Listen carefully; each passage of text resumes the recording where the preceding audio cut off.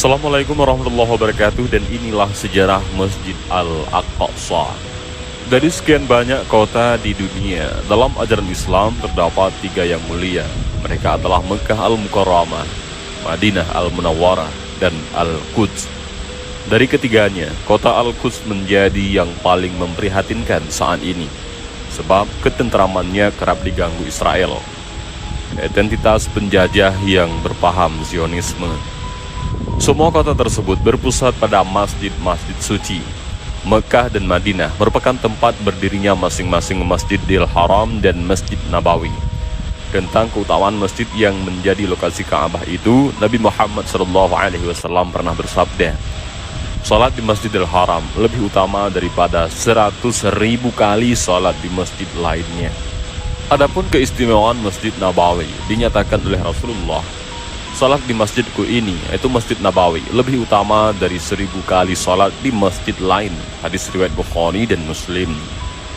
Al-Quds merupakan rumah bagi Masjid Al-Aqsa. Inilah masjid kedua yang mula-mula dibangun di bumi. Seperti dinyatakan dalam sebuah hadis riwayat Abu Dzar, sahabat tersebut pernah bertanya kepada Nabi, "Ya Rasul, masjid apa yang pertama kali dibangun di muka bumi?" Beliau menjawab, "Masjidil Haram." "Kemudian apa?" tanya Abu Dzar lagi. "Masjid Al-Aqsa," jelas Nabi. Berapa jarak waktu di antara keduanya? 40 tahun. Hadis riwayat Bukhari dan Muslim. Dalam sejarah Islam, kedudukan Al-Aqsa begitu berarti. Inilah kiblat pertama bagi umat Rasulullah SAW dalam salat. Sebelum berhijrah, Nabi SAW dan para pengikutnya melaksanakan salat dengan menghadap ke arah sana. Ketika perintah salat 5 waktu turun, mereka tetap berkiblat ke Masjidil Aqsa, yaitu Al-Quds, selama 17 bulan, hingga turunnya surah Al-Baqarah ayat 144. Firman Allah Ta'ala tersebut membuat perintah agar kiblat berpindah ke Ka'bah. Al-Aqsa pun menjadi salah satu tujuan Nabi tatkala melakukan Isra dan Mi'raj, yakni pada tahun ke-11 kenabian atau kira-kira setahun sebelum hijrah. Maha suci Allah yang telah memperjalankan hambanya pada malam hari dari Masjidil Haram ke Masjidil Aqsa yang telah kami berkahi sekelilingnya, agar kami memperlihatkan kepadanya sebahagian tanda-tanda kebesaran kami. Dari Mekah, Rasulullah menaiki Burak dengan diiringi malaikat Jibril ke Al-Quds. Selanjutnya, dari Masjidil Aqsa, beliau naik ke Sidratul Muntaha untuk menyaksikan berbagai kekuasaan Allah dan menerima perintah sholat 5 waktu. Dari langit ke-7, beliau kembali lagi ke Mekah. Semua perjalanan itu ditempuhnya secara jasmani sekaligus rohani, hanya dalam 1 malam. Secara keabsahan, nama Al-Aqsa berarti yang paling jauh. Tolak ukur jauhnya adalah posisi dari Mekah sehingga Masjidil Haram seolah-olah merupakan masjid terdekat, sedangkan Masjid Al-Quds itu terjauh letaknya. Siapa yang pertama kali menamakannya? Hanya Allah yang mengetahui. Bagaimanapun, dia menggunakan nama tersebut dalam firman-Nya, antara lain Al-Isra ayat 1. Secara geografis, Masjid Al-Aqsa terletak di kota Al-Quds atau Baitul Maqdis, Palestina, yang kini dijajah Zionis Israel. Lokasi persisnya berada di atas dataran tinggi Moriah atau kerap disebut Gunung Baitul Maqdis. Sebutan tersebut hanya berlaku bagi muslimin. Orang-orang Yahudi menamakannya Gunung Haikal. Karena itu, kaum yang mengklaim sebagai umat Nabi Sulaiman alaihissalam tersebut mendambakan berdirinya Haikal Sulaiman di atasnya. Kompleks Masjidil Aqsa memiliki luas sekitar 144.000 meter persegi. Bentuknya menyerupai sebuah persegi panjang dengan sisi-sisi yang kurang teratur, sebab panjang tembok yang terletak di tempat arah mata angin berlainan, yakni tembok timur yaitu 491 meter, tembok barat 462 meter, tembok utara 310 meter, dan tembok selatan 281 meter. Seluruh yang ada di dalam kawasan yang terlindungi keempat sisi tembok tersebut merupakan satu kesatuan, yakni Masjid Al-Aqsa. Kesuciannya pun meliputi seluruh tanah tersebut. Alhasil, yang dinamakan sebagai Masjid Al-Aqsa bukanlah hanya satu bangunan. Ia bukan cuma umpamanya masjid yang berkubah emas ataupun kubah as-sakhra atau perak yaitu Jami' Qibli. Mahdi Said RK dalam bukunya memaparkan sebahagian-bahagian dari Masjid Al-Aqsa sebagai berikut. Pertama, Masjid Qadim dinamakan demikian karena bangunan ini lebih dahulu didirikan daripada bahagian-bahagian lain di Al-Aqsa. Nama lainnya adalah Masjid Janubi ataupun Masjid Jami' Qibli karena letaknya di arah kiblat. Pendirinya adalah Umar bin Khattab, sang khalifah yang berhasil membebaskan Al-Quds dari jajahan Romawi. Adapun bentuknya yang dapat dijumpai hingga kini merupakan legasi dari Khalifah Abdul Malik bin Marwan dan putranya, Malik. Masjid berkubah perak ini mengambil luas 4.500 meter persegi dari total luas Al-Aqsa, sedangkan kapasitasnya meliputi 5.500 jamaah. Berdekatan dengan itu ada Masjid Umar dan Musalla Qadim. Masjid Umar memiliki atap yang bersambung dengan Jami' Qibli. Adapun Musalla Qadim terdiri atas 2 pavilium yang bisa menampung hingga 1.000 jamaah. Kedua, Masjid Qubbat As-Sakhra. Ia disebut pula sebagai Dome of the Rock atau Masjid Kubah Batu. Banyak gambar tentang Masjid Al-Aqsa yang beredar di dunia nyata maupun maya menempatkan Kubah As-Sakhra di tengah-tengah. Hal itu wajar kiranya bila sang pembuat gambar ingin menunjukkan keagungan tanah suci Al-Quds tersebut. Sebab bangunan yang didirikan Raja Dinasti Umayyah Abdul Malik bin Marwan itu bisa dianggap sebagai komponen yang keindahannya paling mencolok di antara seluruh bahagian Al-Aqsa.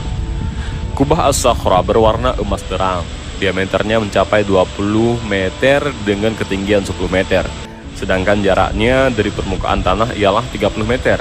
Berbeda dengan umumnya, seluruh Al-Aqsa yang menampilkan corak arsitektur Islam klasik. Gaya bangunan Masjid Kubah Batu terinspirasi budaya Romawi Timur ataupun Bizantium.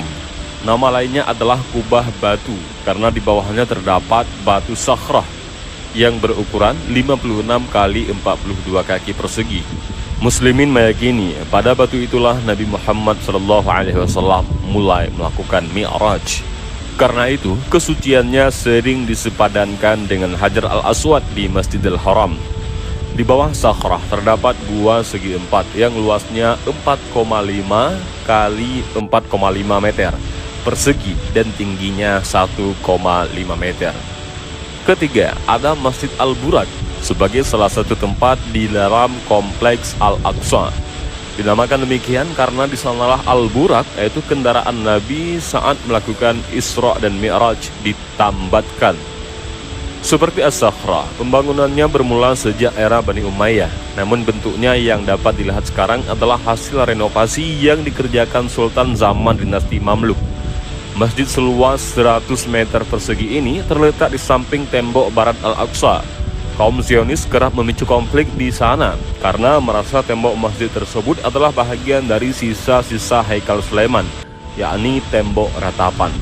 Dalam area Al-Aqsa, tepatnya pada sisi barat daya, terdapat Masjid Al-Maghribah yang dibangun Sultan Salahuddin Al-Ayyubi. Selain itu, ada pula Musalla An-Nisa. Dahulu, bahagian dari tanah suci ini sesuai namanya, menjadi tempat bagi jamaah perempuan. Namun, kini ia merupakan pusat perpustakaan Al-Aqsa. Adapun pada sisi tenggara Al-Aqsa, ada Musalla Al-Marwani. Bangunan seluas 4.000 meter persegi itu didirikan Khalifah Walid bin Abdul Malik sewaktu Al-Quds diserbu pasukan salib. Sebahagian Al-Aqsa ini diubah menjadi kandang kuda. Masjid Al-Aqsa memiliki 15 gerbang yang terletak di sepanjang tembok pagarnya.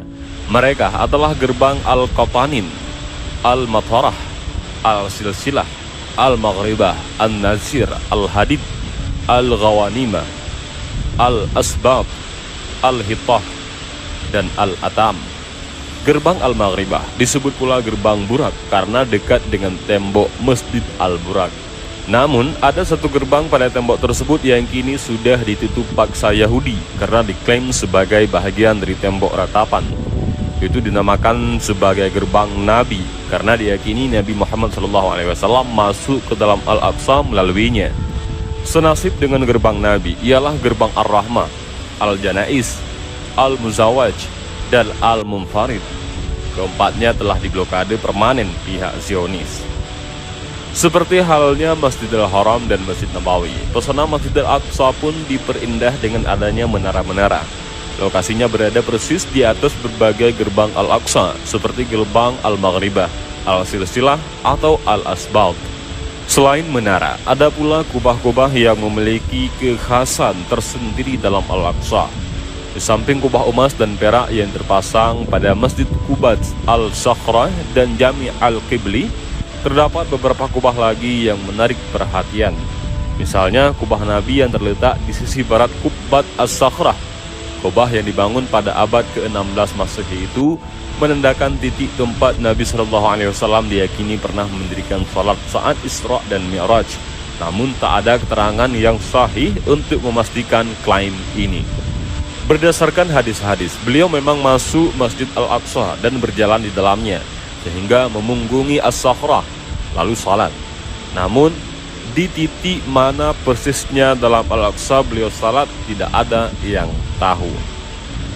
Contoh lain konstruksi kubah dalam Al-Aqsa ialah kubah Al-Khalili, letaknya di sisi utara Qubat As-Sakhrah. Bangunan itu didirikan Kesultanan Turki Utsmaniyah pada awal abad ke-18 untuk menghormati seorang pakar fikih, Syekh Muhammad Al-Khalili, yang wafat pada tahun 1734 Masehi. Untuk pengairan, Masjid Al-Aqsa mengandalkan sumber-sumber air yang terpancar dari dalam tanah setempat. Tercatat ada 25 sumur di dalam kompleks suci itu. Masing-masing digali pada masa yang berbeda-beda. Dari jumlah tersebut, setidaknya ada 2 sumur terpenting karena terus mengalir air hingga kini, yaitu sumur Al-Jannah dan sumur Rumanah. Dan demikianlah sedikit sejarah tentang Masjid Al-Aqsa. Demikian video ini, mudah-mudahan bermanfaat. Wallahu a'lam bishawab. Assalamualaikum warahmatullahi wabarakatuh.